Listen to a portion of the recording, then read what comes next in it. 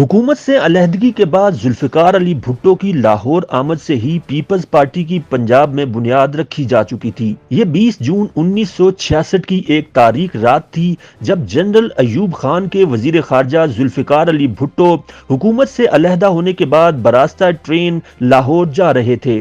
वो नवाब ऑफ कालाबाग की दावत पर लाहौर जा रहे थे, जो उस वक्त मगरबी पाकिस्तान के गवर्नर थे। इस सफर के हवाले से मुमताज मुअर्रिख स्टैनले वालपट ने अपनी किताब जुल्फी भुट्टो ऑफ पाकिस्तान में लिखा कि भुट्टो की लाहौर आने की इत्तला जंगल की आग की तरह फैल चुकी थी और जब ट्रेन सेंट्रल लाहौर के स्टेशन पर रुकी तो उसके प्लेटफॉर्म्स पर 1 इंच खाली जगह नहीं थी। इस वाक़े के हवाले से एक दहाई बाद जेल में कैद जुल्फ़िकार अली भुट्टो ने लिखा कि तकरीबन तमाम लाहौर ही मेरे इस्तकबाल के लिए उमड़ आया था और मुझसे तकरीर की दरख्वास्त की गई। अगर मैं चाहता तो अयूब से किया वादा तोड़कर एक सियासी तकरीर करता जिसके बाद पूरे लाहौर में आग लग जाती, लेकिन मैंने मुंह से एक लफ्ज ना निकाला। साबिक गवर्नर पंजाब सलमान तासीर, जो उस वक्त तालिब इल्म थे और स्टेशन पर खुद मौजूद भी थे, ने अपनी किताब भुट्टो अ पॉलिटिकल बायोग्राफी में इस वाक़े के बारे में लिखते हैं कि भुट्टो की आंखें ये मंजर देखकर नम थीं,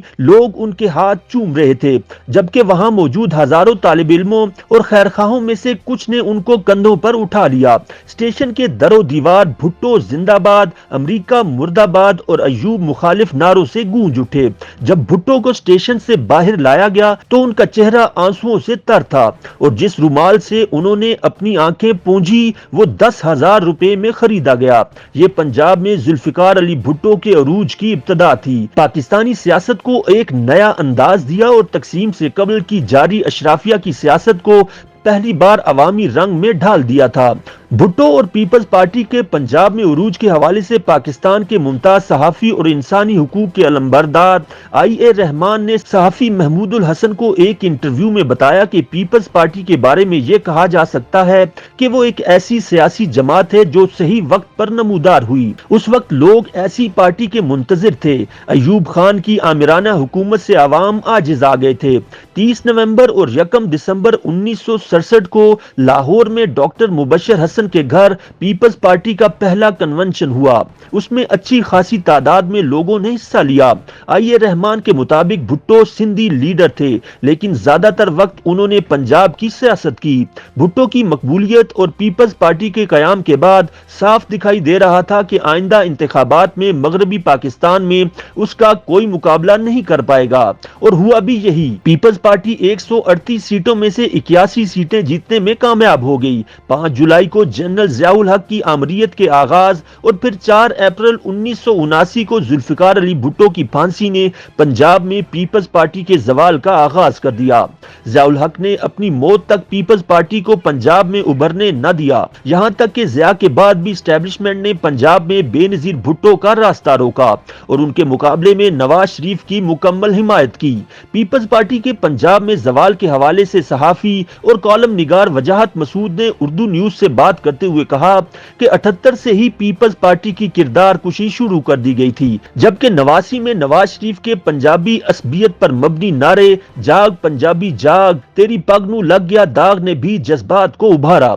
वजाहत मसूद समझते हैं कि आज पीपल्स पार्टी को नौजवान नस्ल की हिमायत हासिल नहीं है, बल्कि उनका हमायती या वोटर 60 साल से कम का नहीं है।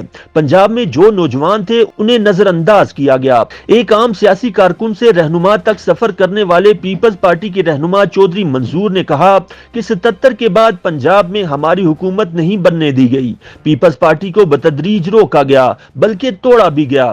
परवेज मुशर्रफ के दौर में हमारी जमात को तोड़कर पीपल्स पार्टी पैट्रियाट ग्रुप बनाया गया। 2013 में हमारे लोग तोड़े गए, बल्कि 2018 के इंतखाबात से कबल हमारा 200 बंदा तोड़ा गया।